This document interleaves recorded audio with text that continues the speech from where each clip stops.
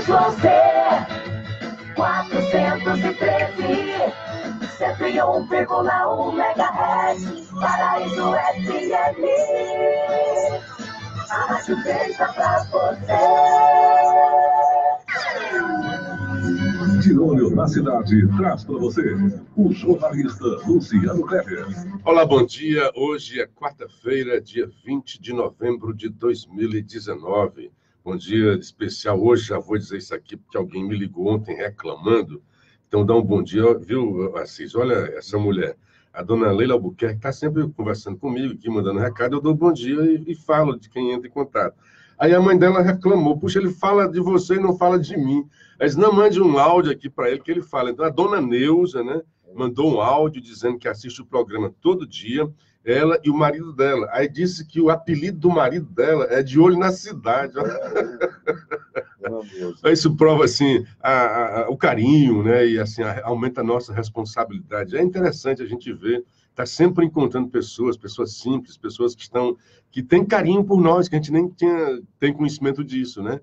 Então, dona Neuza, um abraço para a senhora. Eu vou esquecer de dizer depois o seu nome, que aqui é ao vivo, a gente está o tempo todo fazendo uma coisa, outra, olhando o Facebook, olhando um bocado de ferramentas aqui de redes sociais. Se a senhora mandar o recado na hora, a gente se lembra. Então, ontem, por isso eu comecei falando da senhora, para não esquecer, que foi esse recado que achei interessante, da Leila dizendo, olha, a minha mãe está reclamando que você está falando de mim e não fala dela. Então, toda vida que você mandar algum recado, Leila, fale da sua mãe. E diga o nome, eu tive que ir atrás para lembrar do nome da dona Neuza, né? E do seu marido, que eu não sei o nome, que tem um apelido que é De Olho na Cidade.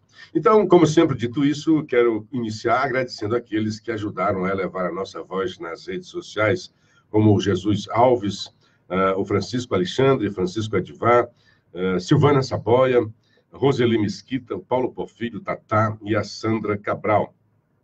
E aqui já pelo WhatsApp, assim, bom dia também para o Itamar Gomes, repórter seu aqui diário, né? Eu conhecia só de voz e ontem eu tive o prazer de, ainda não conhecê-lo pessoalmente, mas por telefone. A gente estava atrás de algumas informações, eu soube que ele teria, e eu fui apurar essas informações. Um abraço, muito obrigado.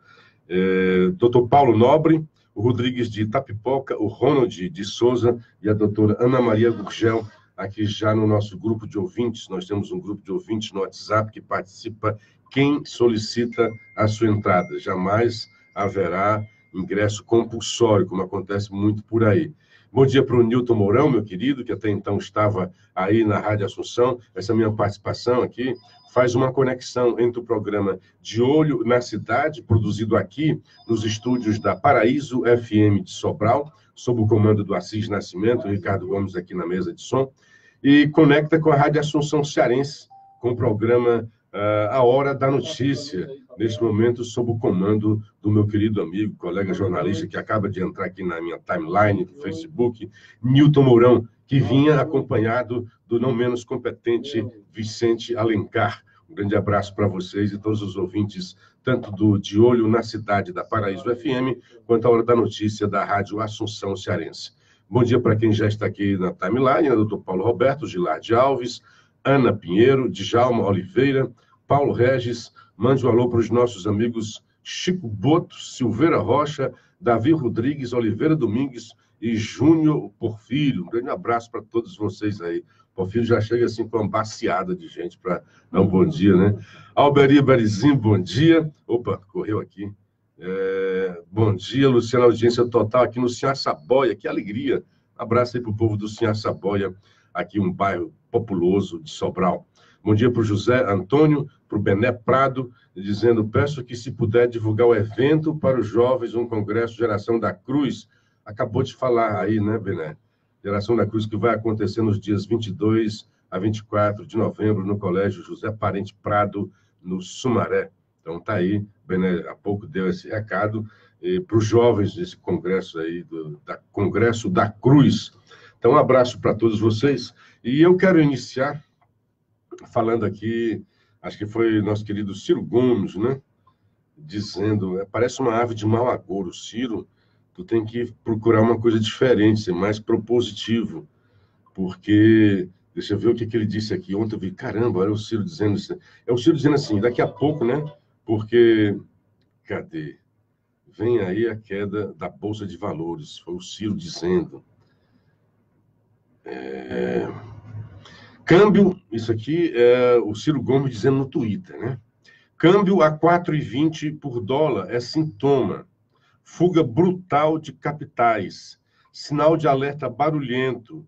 Ninguém no leilão entreguista do pré-sal. Demonstração óbvia. E o Ciro, que é tão inteligente, está falando agora telegraficamente. Eu sei que há restrição de caracteres, mas daí que vem a sua inteligência, a sua habilidade de tentar dizer e escrever bem, né? Porque Bolsonaro escreve esquisito pra caramba, né? A família, o clã, mas o Ciro, né? Com esse tipo de redação, quem foi aluno do Padre Oswaldo, é imperdoável, né? Vem aí a quebra da Bolsa. Queimar reservas só mascara e adia o problema. Duas coisas. O Ciro disse que o leilão era entreguista, né? Que esse governo é entreguista. E aí só quem comprou foi a Petrobras. Então o Ciro ficou entre a cruz e a espada, coitado, né? Ele estava preparado para fazer um discurso do leilão entreguista, porque grandes petrolíferas teriam participado desse leilão e o Brasil estaria vendendo as suas riquezas para o exterior, né? Para os estrangeiros. Por isso seria entreguista. Como só quem comprou foi a Petrobras, ele esqueceu. Ele se esqueceu de tirar o entreguista do discurso. Só a Petrobras. E ali, associada à Petrobras, algumas empresas chinesas. Só.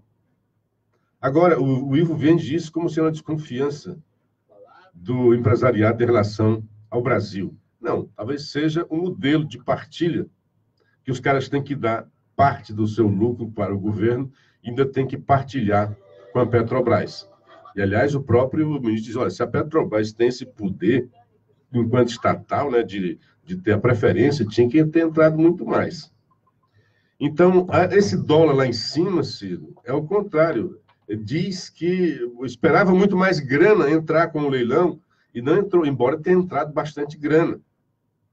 É tanto que o déficit que estava previsto para 130, cerca de 140 bilhões, foi reduzido para 80 bilhões. Então, reduziu bastante o que se imaginava de déficit. Bom, na contramão do que diz o Ciro Gomes, hoje tem duas. Primeiro é o Delfim Neto. Veja só, o Ciro está aqui como uma ave de mau agouro. A Bolsa vai quebrar, né? A economia vai se ferrar. Muita gente sonha com isso. Sonha que o Brasil quebre, que o Brasil se dê mal, para que ele se dê bem politicamente. Esse, para mim, é o pior tipo de político. Aquele que aposta no insucesso de Bolsonaro, mesmo que à custa dos brasileiros, para que ele possa entrar como salvador da pátria. Muitos estão assim. Então, tem um cara que entende um pouco mais de economia do que o Ciro Gomes, chamado Antônio Delfim Neto, que diz: as dúvidas com a recuperação da economia que assaltaram a sociedade brasileira até setembro começaram a dissipar-se. Nós estamos indo aqui um discurso completamente contrário àquele do Ciro. O Ivo está dizendo, né, que a economia está aos trancos e barrancos e não vai se recuperar. E há também uma tendência visível, a olho nu, da melhoria da situação fiscal em que nos enrolamos por desrespeito à Constituição e ignorância da Lei de Responsabilidade Fiscal. Foram elas que levaram à recessão iniciada em 2014, anos negros da Dilma, né? Trata-se de um crescimento lento, até agora sem energia para autoacelerar-se. É a leitura que o Delfim faz sobre a economia brasileira.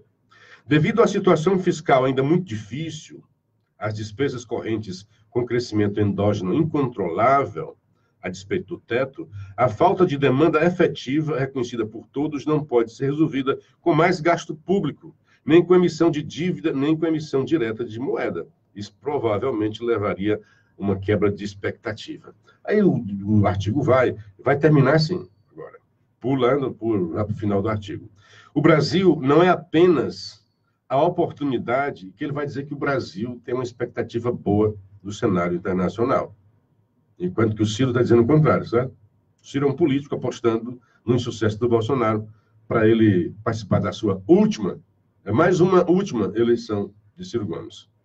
O Brasil não é apenas a oportunidade de remunerar positivamente o seu capital, mas também de garantir que poderá vir a beneficiar-se dele diretamente no caso de iminentes chuvas e trovoadas, está falando do cenário internacional.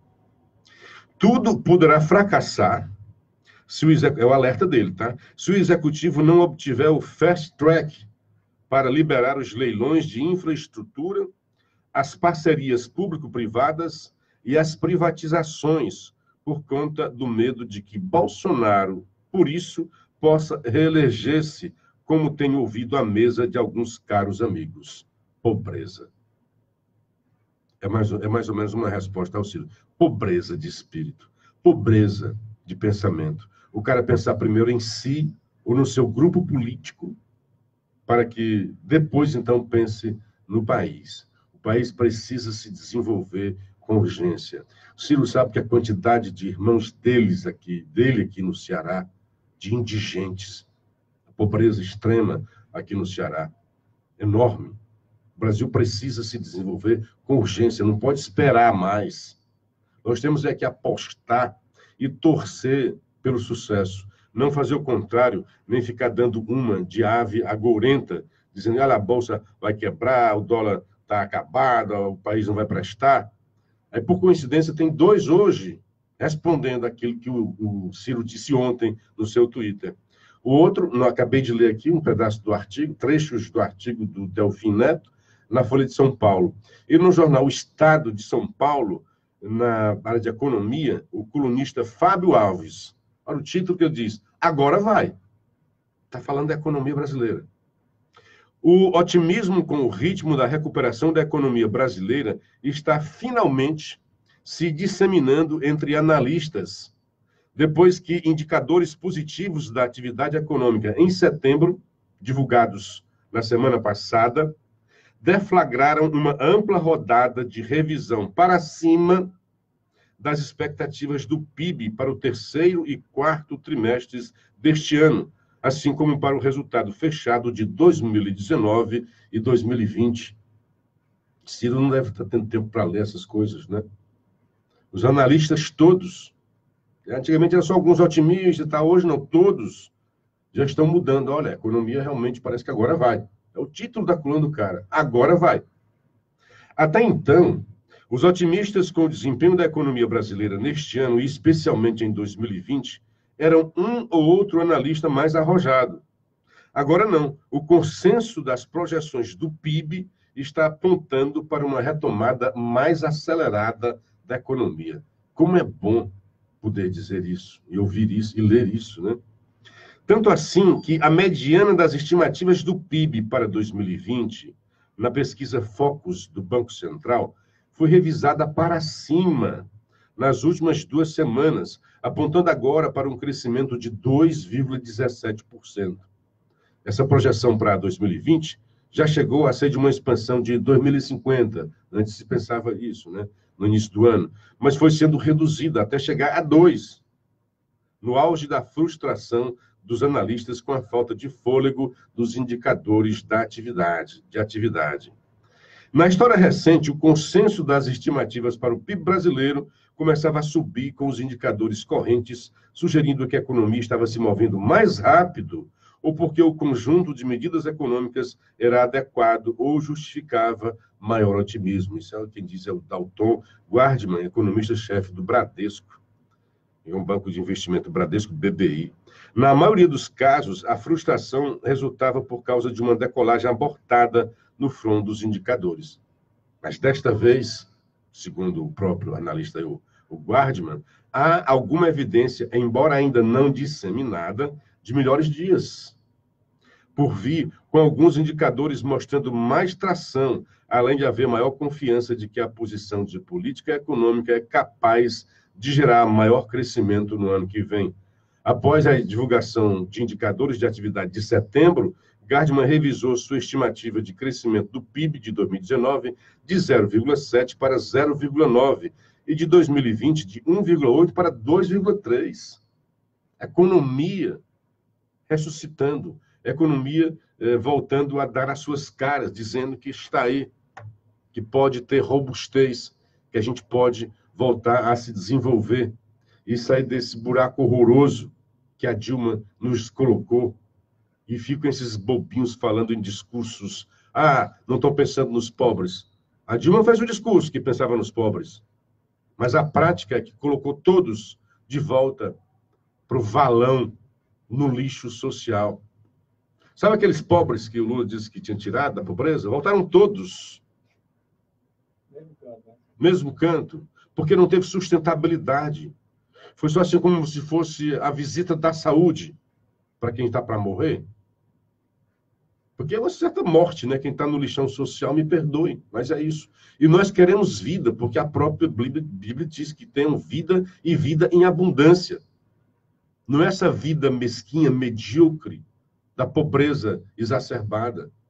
Então, o Brasil, precisa e tem condição de crescer, e precisa que todos se juntem para o crescimento do Brasil, porque todos perdem. Não é só o Bolsonaro que perde, não. Agora, o que eles têm na cabeça deles é assim, não, o país não pode crescer porque o Bolsonaro vai se reeleger, o Bolsonaro é um monstro, o Bolsonaro é um tosco, o Bolsonaro não presta. Esse cara aqui tem todas essas qualidades negativas, segundo os seus opressores, não estou dizendo mais nem de adversários, está dando conta, está colocando o país no rumo com a sua equipe econômica.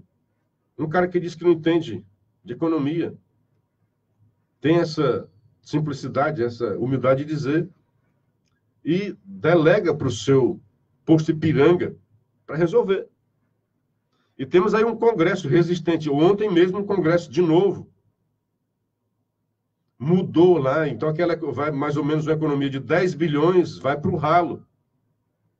Numa iniciativa da rede, para, de novo, na Previdência. Já estava acertado, agora tem uma PEC paralela e o partido Rede. Eles fazem isso para ver se o governo não dá certo. Porque se o governo não der certo, aí eles têm condições de chegar ao poder. Esquecem que, chegando ao poder com a derrocada deste governo, derrocada econômica, eles terão problemas também para resolver. Enquanto isso, todos nós sofremos. Enquanto os parlamentares da rede riem, celebram e tentam construir a narrativa de que estão fazendo isso em favor dos pobres, do servidor público, olha só, os pobres. Assim, nada contra o servidor público, mas é para deixar bem claro que entre servidor público e o servidor da iniciativa privada é óbvio que quem está numa situação melhor é o servidor público. Está muito melhor. E dentro do serviço público, né, há vários melhores. Principalmente aqueles que trabalham na área judiciária. Depois legislativo, depois executivo. 6h21, a gente vai tomar uma água e volta já já. 101,1. O curso de medicina com a melhor nota do Brasil espera por você, porque seu futuro não pode esperar. Processo seletivo Medicina Unita 2020.1. Inscrições abertas. Reconhecida pelo MEC em 2018 como curso de medicina com a melhor nota do Brasil. Ingresse com sua nota do Enem a partir de 2016 em um processo seletivo totalmente online e agora com acesso ao FIES. Inscreva-se em unita.edu.br/vestibulares ou ligue 88-3112-3500. Unida, grande, do tamanho dos seus sonhos. Ofertas imbatíveis Maccabi. Preços e prazos imperdíveis no carnê para você aproveitar. Só na Maccabi você compra guarda-roupa Carraro com 4 portas e espelho por apenas 12 vezes de R$ 49,90, sem entrada e sem nada de juros. E com a primeira parcela só lá para janeiro. E tem mais, é no carnê. E tem mais, toda a linha de móveis, colchões e estofados em 12 vezes sem juros. Com a primeira parcela só lá para janeiro. E ainda é no carnê. Maccabi, muito mais barato. Se quer qualidade, boa atendimento. Vem pra Ótica H-Vision. Nas Óticas H-Vision, promoção tamanho família. Na compra de 3 óculos completo, o 4º óculos é grátis. Isso mesmo, pague 3 e leve 4. Repetindo, na compra de 3 óculos completo, o 4º é grátis. É a promoção tamanho família das Óticas H-Vision. Ótica H-Vision, óculos sob medida pra você. A Plamobi surpreende mais uma vez e lança pelo 2º ano consecutivo a maior premiação de Natal do setor funerário de todo o Brasil. Neste ano serão 15 motos Honda 0 km e mais 3.000 prêmios extra. A Plamobi no ano de 2018 sorteou 12 motos e mais 1.000 prêmios. E neste Natal serão 15 motos e mais 3.000 prêmios. Plamobi, a maior do Nordeste com o melhor plano do Brasil. Fone 3614-9234, 99403-3925. Diretor Daniel Freitas. Paraíso FM. E também pela Rádio Assunção Cearense, estamos de volta. Um bom dia aqui para o Francisco Ludilberto, o Ronald, perdi o sono no da manhã, acabei assistindo esse excelente vídeo, né? Estão falando aqui no grupo, né? Bom dia, o Aruda Evangelista, bom dia a todos, show seleto de notícias, parabéns. Walterlando Antônio Bezerra, o Nilton Mourão falando, olha, o Luciano Cleves já está a postos ao vivo no programa, e estou sempre mais cedo ouvindo vocês, viu? Aqui na timeline, bom dia para o Antônio José Loyola, bom dia a todos da Hora da Notícia, Dona Lígia Dark, Sabrina Carcará, um abraço. André Lima Ramos, bom dia, Luciano, Nilton, Vicente, Assis Nascimento e a todos os ouvintes. Que Deus abençoe a todos, amém. Bom dia para o Simão Oliveira, para o Gregório Borges, o Yelano Forlan, ótima quarta-feira para você também, bom dia, Gregório. Fernanda Rodrigues e o Elton Pereira, o Elton sempre retransmite o nosso programa na sua rádio Metro Interativo lá, sua web rádio, né, lá de Maranguape. Fernanda Rodrigues, bom giorno, parabéns pelo programa e por seu profissionalismo, que Deus te abençoe e te proteja, amém. O Anderley Oliveira, Fabiola Duran, Catarina Soares, bom dia. Fernando Piancó, Luiz Helena, Creuza Soares, mandando bom dia, um bom trabalho. Maria Cordeiro, bom dia. O Anderley mandando bom dia também. Dr. Paulo Roberto, até a petista Miriam Leitão fez comentário positivo. Ela está falando aí da economia. Gleice Moreira, um abraço para você em Tianguá. Emanuel Nazareno, Wagner Viana, Marcos Gildo. O Wagner Viana diz, Luciano, o povo não se deixa mais enganar com esse discurso falacioso de Ciro, Lula e seus asseclas, que querem fazer crer que o país está numa escala de piora. Concordo com você que esse tipo de político é o pior que existe. André Lima Ramos, STF, Câmara dos Deputados e Senado são um bando de víboras, querem fazer de tudo para derrubar o governo e afundar o país. Bom dia para o João Cunha. Hoje é um dia também marcante aí, eu acho talvez a decisão última do ano, assim, marcante, polêmica do STF, que é uma decisão para saber, aquela decisão que beneficiou o Queiroz, beneficiou o Flávio Bolsonaro, se o COAF pode dar as informações sem autorização judicial. O que é que aconteceu? Vamos explicar. O Toffoli e tal, prendeu. O Toffoli fazendo muita coisa errada, certo? Mas a questão hoje é interessante. O que aconteceu que ele barrou 900 processos de uma vez. Mas é como que fosse um freio de arrumação. E tem que ter uma solução, não tem uma lei específica sobre isso, né? Há algumas decisões a respeito, né, se fazem analogias. Por exemplo, a Receita Federal fornece números genéricos, quantitativos, enquanto que o COAF, nos seus relatórios, é muito mais detalhado. Então, é como se atingisse com maior profundidade a privacidade dos cidadãos, de cada cidadão. O que está em jogo aqui é o poder do Estado, né? Porque o Estado detém muitas informações sobre o cidadão. Então, estava havendo, e o pior não era só isso, tá? Os dados do COAF eram dados e logo depois eram vazados para a imprensa. Então, a privacidade ia embora se o cara era apenas suspeito, né? Se era culpado ou não, já aparecia como culpado na imprensa. Aconteceu um caso, e aconteceu muito isso lá com Flávio Bolsonaro. O COAF deu, e foi dito muita coisa, por exemplo, a 20 lá, ele talvez seja o 17º, né? Todos têm que ser investigados, todos, e se culpados, pagar por seus crimes. Todos, todos. Não é o sobrenome aqui que vai interferir. E é óbvio, por causa do sobrenome, cai sobre ele um peso maior. Embora o crime tenha acontecido, se aconteceu, anterior ao mandato do pai, ao mandato presidencial do pai. O que acontece?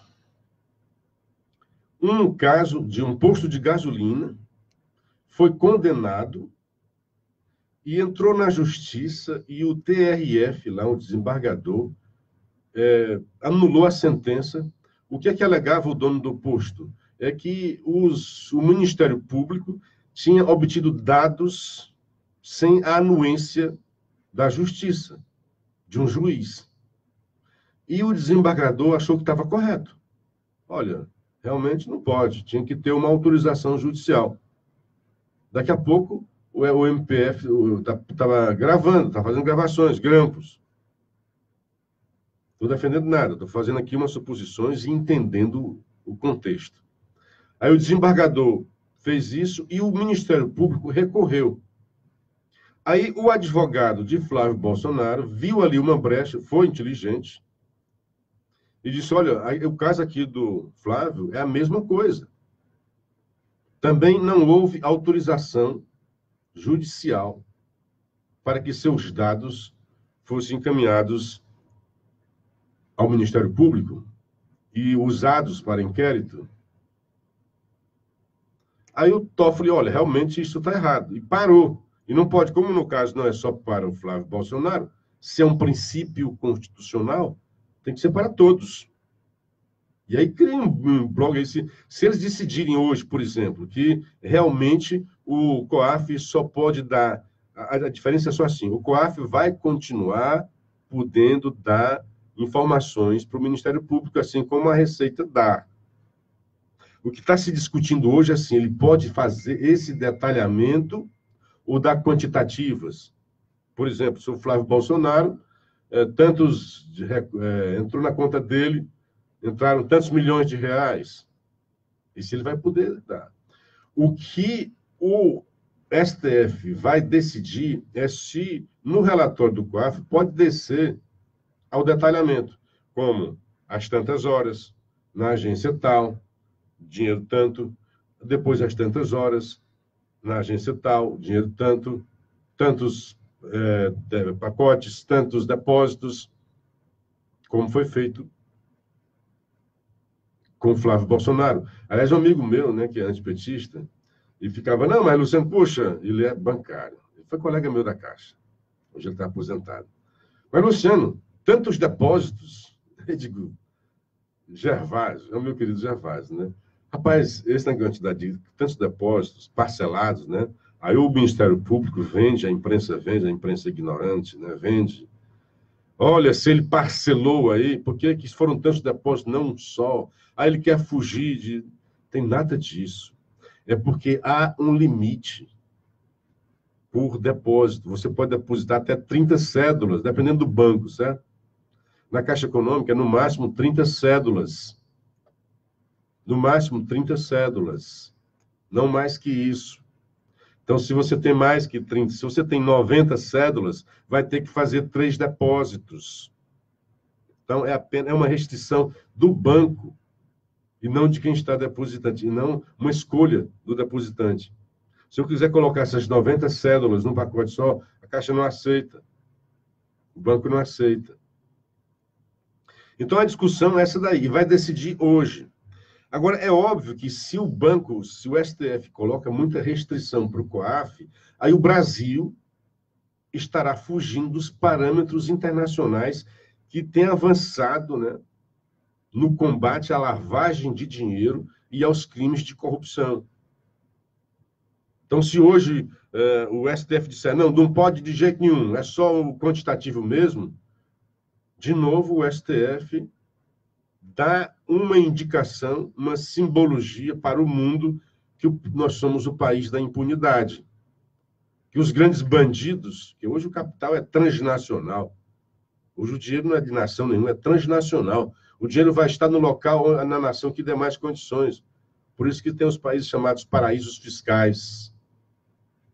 Os caras guardam lá porque é mais fácil de fugir do controle fiscal, da receita do seu país. Então, o dinheiro sujo vai correr para o Brasil. A bandidagem vai correr para o Brasil, se isso acontecer. Então, que haja pelo menos o que se chama de modulação, né? Se quer proibir, então proíba, mas que não proíba da forma como o Toffoli estava querendo, né? Olha, não pode. Ele estava se baseando porque a Caixa Econômica, quando dá as informações, dá de uma maneira mais genérica. Mas a compreensão é assim, porque a Caixa Econômica não.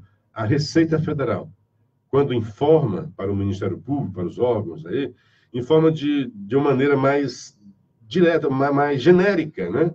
Mais quantitativa, mais global. Mas é porque a função da Receita é essa mesma. Já a função do COAF é exatamente de tentar coibir a lavagem de dinheiro. Portanto, tem uma característica, uma natureza diferente. Então, os dados que o COAF fornece são dados diferentes da Receita, porque os dois órgãos têm natureza e funções diferenciadas. Muito bem explicado isso daí. E, a despeito de novo STF, alguns amigos ainda confundem muito. Ainda nessa madrugada eu respondi a um amigo, estudante de Direito, faz uma confusão. O que foi aquilo do STF que diz que não pode ser preso em segunda instância? Aquilo é um libelo, aquilo é um monumento à impunidade. E fica meu amigo tentando responder que não. Olha, apenas 4 mil, apenas, né? Quase 5 mil bandidos serão soltos. Aí argumenta, por que 5 mil? Porque são 5 mil que estão em condições de condenação em segunda instância. Todos esses aí podem ser abrangidos. Faz um pedido lá e é solto. Aí o meu amigo, grande amigo, simpático, mas está confundindo as coisas. Não, Luciano. Não, você está errado. Eu disse, olha, bandidos perigosos vão ser soltos. Um bandido perigoso que foi condenado em segunda instância, o advogado entra com o recurso e ele vai ser solto. Não, mas a preventiva, olha, a preventiva é até a formação da culpa, a formalidade da culpa. O cara é preso preventivamente exatamente por isso.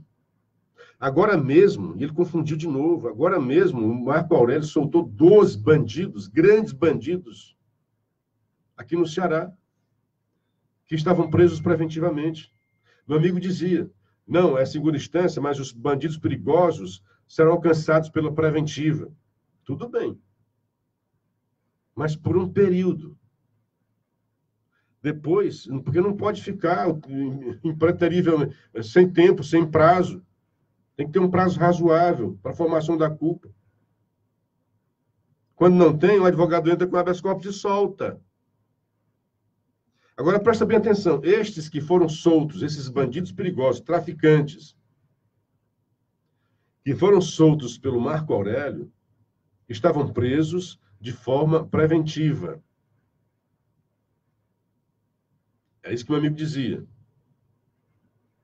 A forma preventiva, ela vai se dar para quê? Para que o cara não fuja, para que o cara não coíba testemunhas, para que o cara, o bandido, né? Quando tem provas, né? Ainda tem mais isso, tem que estar provado. Né? O Lula foi provado, e os caras dizem que não tem prova contra o Lula, quando é que vai ter prova, né? Aí, quando é formada a culpa, ele vai ser condenado. É condenado em primeira instância. A partir da condenação, não tem mais sentido a prisão preventiva. Já houve a condenação. Então, como é que ele vai, digamos, coibir testemunhas se as testemunhas já foram ouvidas, né?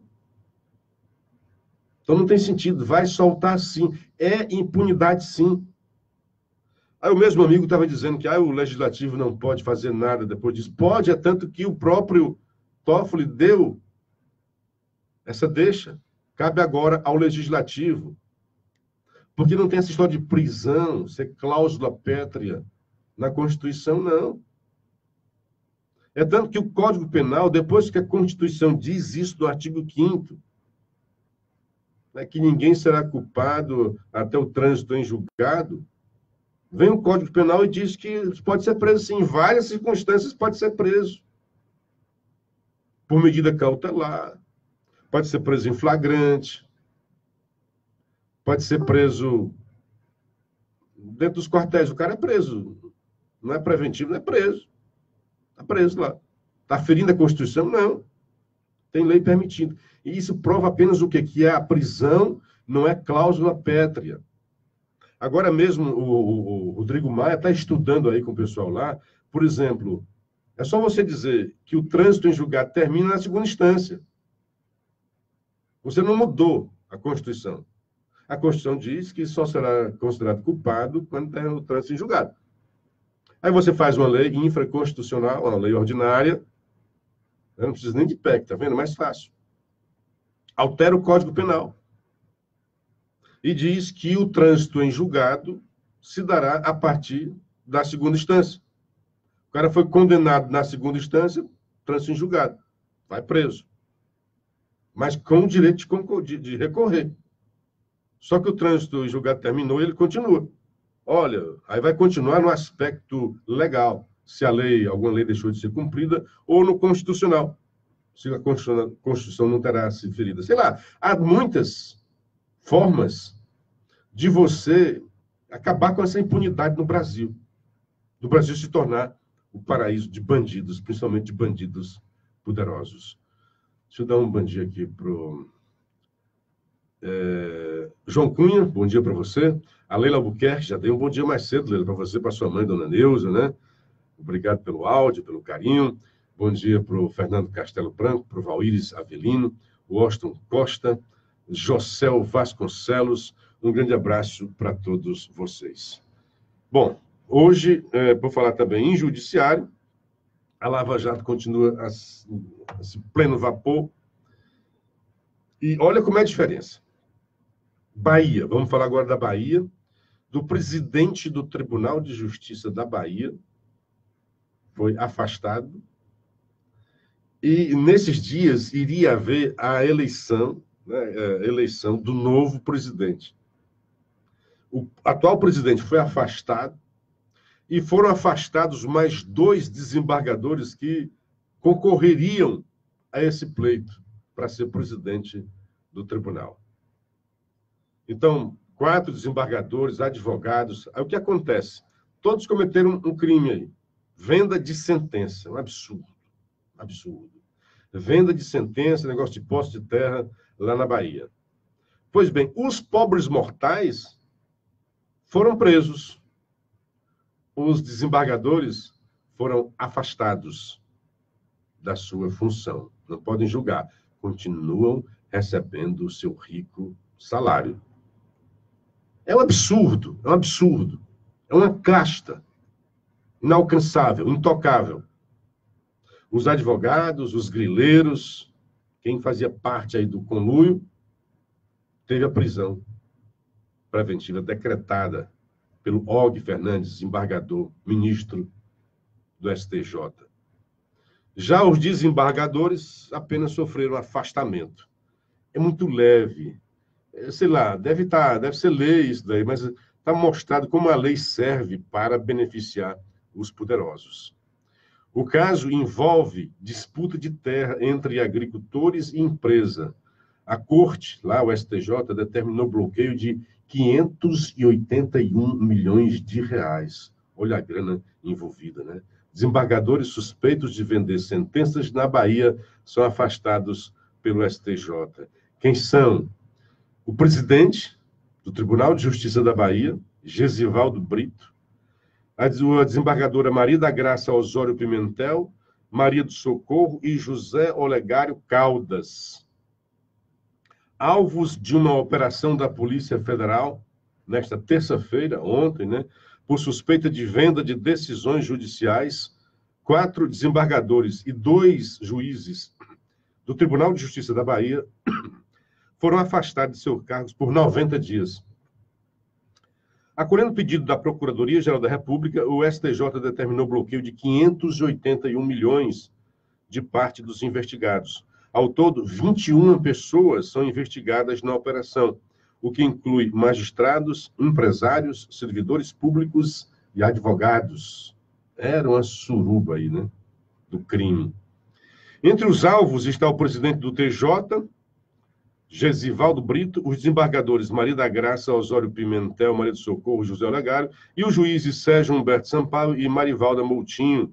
De acordo com o despacho, de forma estruturada e com divisão de clara tarefa, quer dizer, uma organização criminosa dentro do judiciário, agindo dentro do judiciário. O centro da investigação é um litígio judicial em torno da posse de uma área de 80 mil hectares, equivalente a 11 vezes o tamanho de Salvador, na região oeste da Bahia, configurando uma das maiores disputas de terra em curso no judiciário brasileiro. Muita grana, né? O conflito contrapõe, tá? Vai falando aqui, a matéria é grande, né? Mas dá para ter uma ideia de como é que está apodrecendo também o tecido da justiça no Brasil. Como é que se faz um negócio desse, né?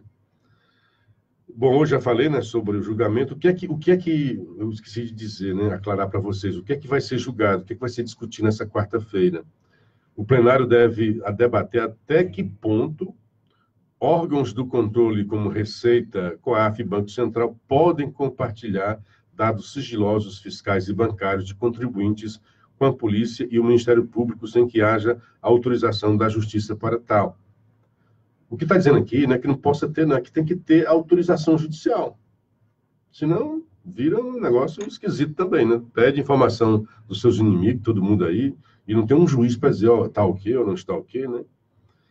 Como é que o tema foi parar no Supremo? A Corte analisa o recurso do MPF contra uma decisão do TRF3 que anulou uma ação, porque esta envolvia dados obtidos pela Receita e compartilhados com o Ministério Público sem a prévia autorização judicial. Então, é isso daí. O que é que tem a ver com o Flávio? O Flávio pegou carona e pediu.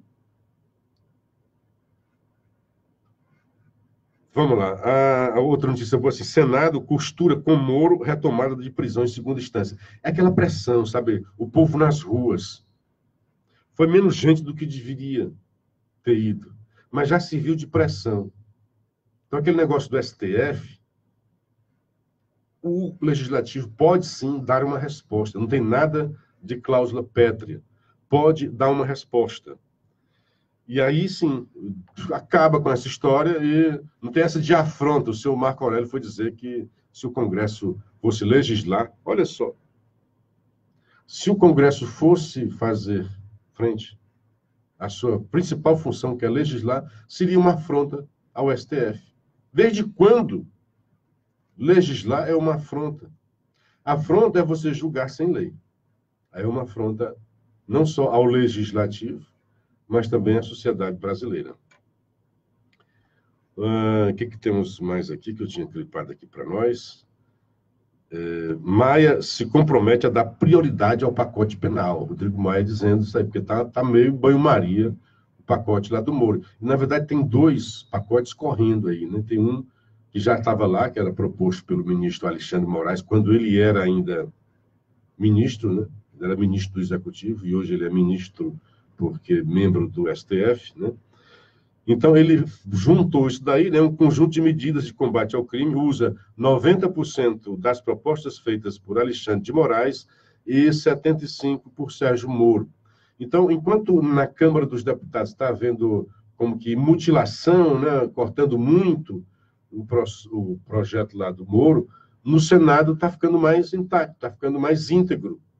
E várias coisas lá que o Moro propôs estão sendo confirmadas no Senado. Então, vai haver uma briguinha, isso é até bom, essa competição para quem faz uma coisa melhor, mais aperfeiçoada, para que daí saia uma lei que realmente puna, uma lei que permita o combate ao crime de colarinho branco e que se prendam esses bandidos e não apenas os pobres, né? Que a gente viu logo depois que o STF soltou Lula e soltou mais outros poderosos, algumas pessoas pobres continuaram presas. Até e coisas irrelevantes, coisa de R$ 70.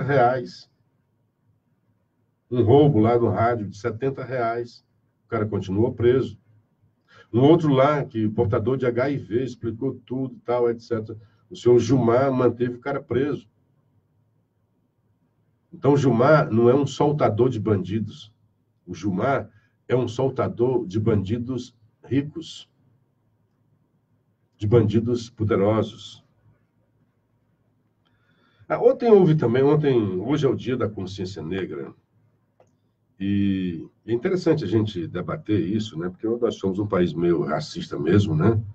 Temos muito preconceito, muita gente tem muito preconceito, e devemos combater todo tipo de preconceito.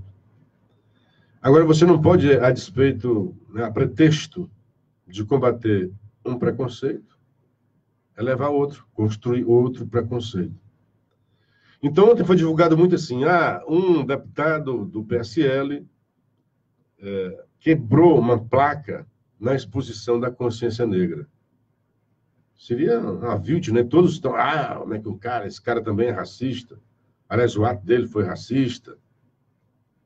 E Coronel Tadeu é o nome do parlamentar. Ele pediu para filmar, é bom que ele tenha filmado, né? Porque na hora em que eu leio apenas a manchete, deputado destrói placa alusiva à consciência negra, eu estou dizendo, é um racista, esse cara. Quando você vai realmente olhar o que é que aconteceu, é uma indignação do deputado, que é também policial, que está ali um preconceito contra o policial. É um cartaz que fala sobre o genocídio da população negra. Há muita gente morta, mas há muita gente negra matando também. Então, são os pobres se matando aí. E muitos bandidos também se matando. Então, mas tem mais gente morrendo preto do que branco. É uma triste realidade. Muito bem, o que é que o cartaz fazia? Tinha um negro algemado no chão, caído, morto, e como que andando, como quem acabara de executar aquilo dali, um policial, ainda com a arma fumegante. Tinha acabado de matar um negro. Então, o que é que tem nesse cartaz? Não tem ali apenas uma denúncia do genocídio de uma vítima, de uma violência. Porque, como não contextualiza, dá a ideia de que, assim como é todo negro que é vítima, diz isso o cartaz, é vítima de uma truculência, também se imagina que todo policial é violento, injusto, truculento, e que está matando os pobres, os negros.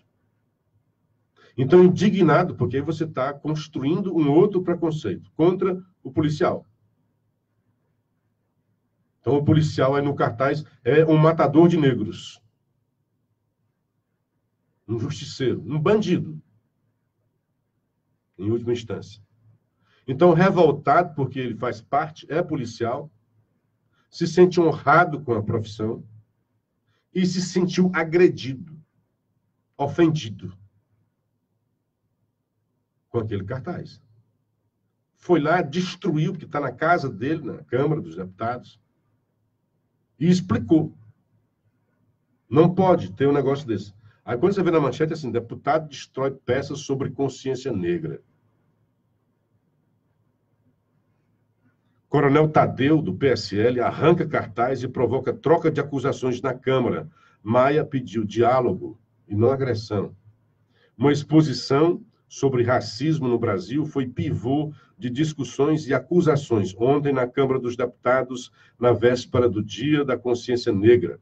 O deputado federal Coronel Tadeu, do PSL de São Paulo, arrancou da parede, rasgou e pisou em uma imagem do cartunista Carlos Latuf, em que aparecia um policial com uma arma fumegante na mão e um rapaz negro estendido no chão, algemado e com a camisa do Brasil. No cartaz lia-se a frase: o genocídio da população negra. E vocês já perceberam, né? Pelo que eu falei, você faz uma imagem do cartaz. É o policial que está matando. Policiais não são assassinos. Policiais são guardiões da sociedade. Sinto orgulho de ter 600 mil profissionais trabalhando pela segurança de 240 milhões de brasileiros. Foi o que escreveu o Coronel Tadeu no seu Twitter, explicando a sua revolta, a sua indignação.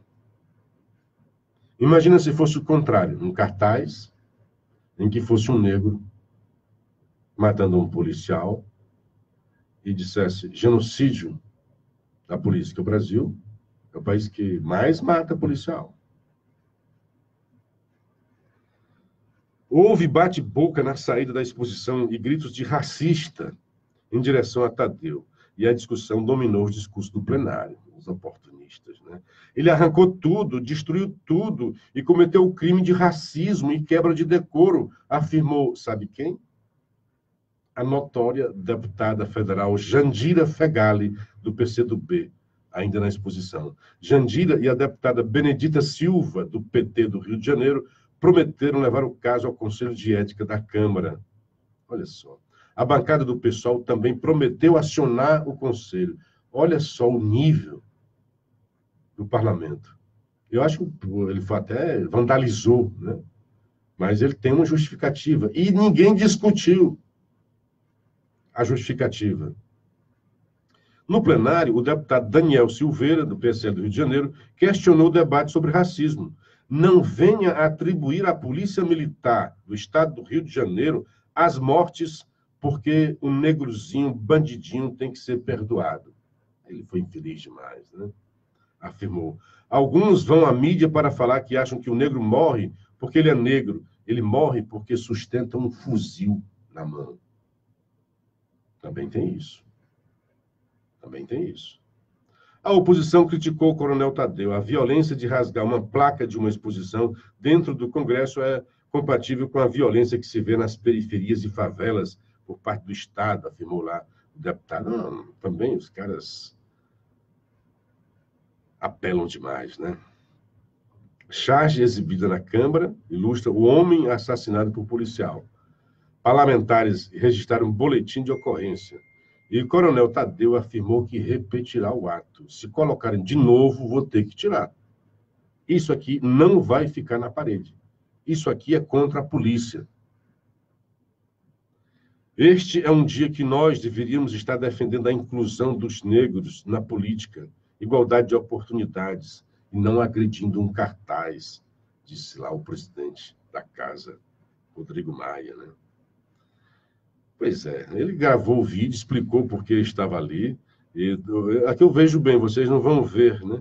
Mas é um cartoon, um cara vestido com a camisa do Brasil e genocida a população negra e claramente lá um policial, como se ele tivesse acabado de matar, sendo responsável.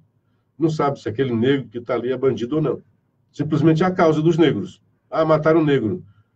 Ninguém deve ser morto. Em que circunstância foi? Ninguém explicou também. Bom, como eu tinha falado para vocês, ontem o rombo fiscal, né, que ficou em 60 bi abaixo do previsto, foi uma coisa maravilhosa também, talvez por isso a economia brasileira esteja reativando. Uma outra coisa, Porto Alegre, que sempre esteve lá embaixo, corta gastos e volta ao azul depois de 10 anos, estava um caos a economia do Rio Grande do Sul, do Estado, da Prefeitura, e agora, depois desse corte de gastos, né, a exemplo de receita proposta por Guedes no âmbito da União, a capital gaúcha enquadra servidores e faz mudanças na Previdência e passa a ter dinheiro para pagar o pessoal. Depois de 10 anos, você não pode ficar brincando, dando desaforo com a economia e com dinheiro, porque depois quem paga a conta é o povo. Quem paga a conta, principalmente, são os pobres. E aí, agora nós vamos ter uma reforma administrativa e Bolsonaro resolveu, olha, vamos desacelerar. Nós precisamos acelerar a reforma administrativa. Mas aqui é o faro político do Bolsonaro, né? Olha, aí a América do Sul está em fogo, né? Incendiada, qualquer coisa. Não é só América do Sul, não. Lá no Iraque também está no maior cacete. Lá foi porque houve um aumento da gasolina. Mas é insatisfação que a população tem. Aí no Chile está pegando fogo, na Bolívia está pegando fogo, e Bolsonaro não quer, neste momento, né, que é sensível, não quer dar motivo para que haja esses desarranjos institucionais aqui no Brasil. Então, diz, olha, vamos pegar leve aí, porque é um pessoal que também tem capacidade de mobilizar e não tem essa pressa toda. Bom, finalizando, Fernando Ferreira, será que depois dessa o senhor Ciro Gomes, traído miseravelmente pelo PT por várias vezes, vai finalmente perceber que a esquerda é sua inimiga? Ora, bastou Ciro Gomes rasgar seda para Rodrigo Maia, que Lula se apressou em convidar Maia para ser visto na próxima chapa do PT. Ciro anda arrastando asa para o PSOL, PCdoB, essa gente é a fina flor da canalice esquerdista. Está mais na hora de acordar. Ciro já acordou e está claro, ele acha que foi prejudicado nas últimas eleições, porque muita gente ainda o associava ao PT e culpa dele. Porque o Ciro era assim, uma hora ele soprava, uma hora batia, feria, outra hora soprava, batia no Lula, depois elogiava. Hoje não. Hoje parece que ele queimou os navios, né? Amigos, 6h59, hora de dar tchau, né? Hora de desfazer a conexão entre a Rádio Assunção Cearense de Fortaleza e a Paraíso FM de Sobral. Em Fortaleza continua aí Carioquinha, né? Começa o seu programa Bom Dia Fortaleza. E aqui retoma o comando do De Olho na Cidade, o comunicador, meu amigo Assis Nascimento, ao lado do seu Ricardo Gomes. A todos vocês, muito grato pela audiência, um dia bastante proveitoso e até amanhã, com a graça de Deus. Valeu, Luciano Kleber. Até amanhã, se Deus quiser. Amanhã você retorna aqui na Paraíso com a conexão com Fortaleza.